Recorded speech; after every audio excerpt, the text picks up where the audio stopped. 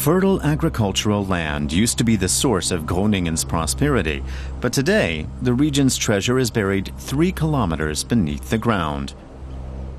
Natural gas. The closely guarded wells are producing 50 billion cubic meters of gas a year.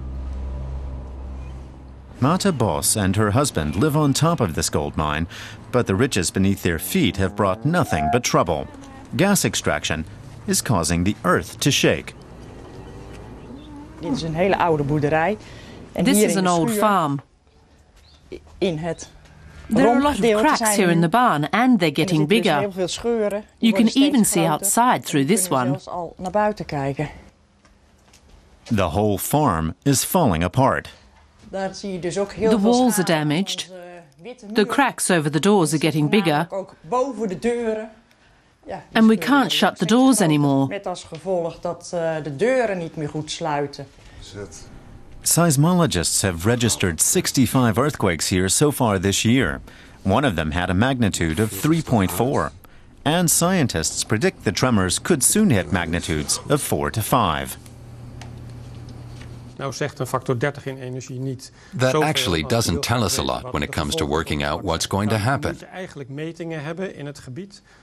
You have to measure what effects the movement of the Earth are going to have on the surface to see how the kinds of houses you get around here will react. The scientists want to gather more data before they issue recommendations, and that suits the gas drilling company just fine. We've known for a long time that gas extraction and earthquakes are connected. Now we know more about their size. But we have to wait for the studies before speculating. Activists from the local pressure group, the Groningen Earth Movement, however, say that scientists have gathered enough information to act now. There's enough gas for the whole country for years. Despite that, they keep upping production levels. And that's just because of the money. Natural gas extraction is channeling 12 billion euros annually into state coffers. Over the past few years, production rates have more than doubled. Almost every Dutch household uses Groningen gas for cooking and heating, and export contracts have been signed for many years to come. So the state is hesitant to turn off the taps, even despite warnings from some official sources. That includes the General Inspector of the State Mine Surveillance Service, which is also responsible for gas extraction. His demands are not being met. We want the serious risks faced by the people of Groningen to be reduced to a justifiable level. That's only possible in the short term if production is reduced as quickly as possible and as far as is realistically possible. So far, the gas company has limited itself to paying for construction engineers to document the cracks in houses and is promising to pay for the damage. Erik Schutten has an appointment with Ank and Bova Emmelkamp. He says their case isn't all that serious.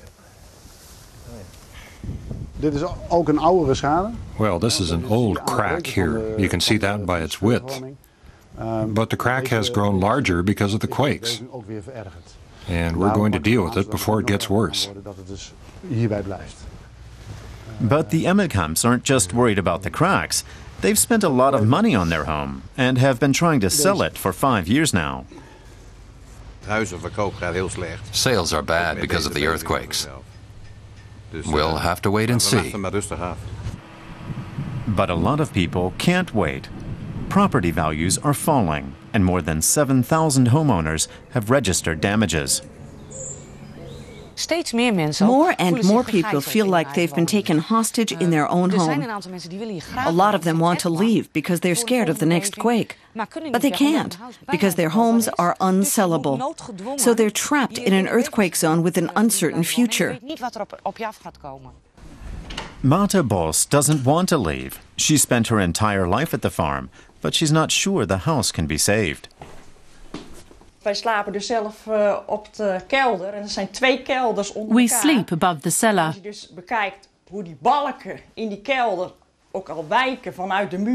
If you look at how the beams are bent, then I'm worried that we'll end up in the cellar one day. dat wij dus soms zo naar beneden vallen.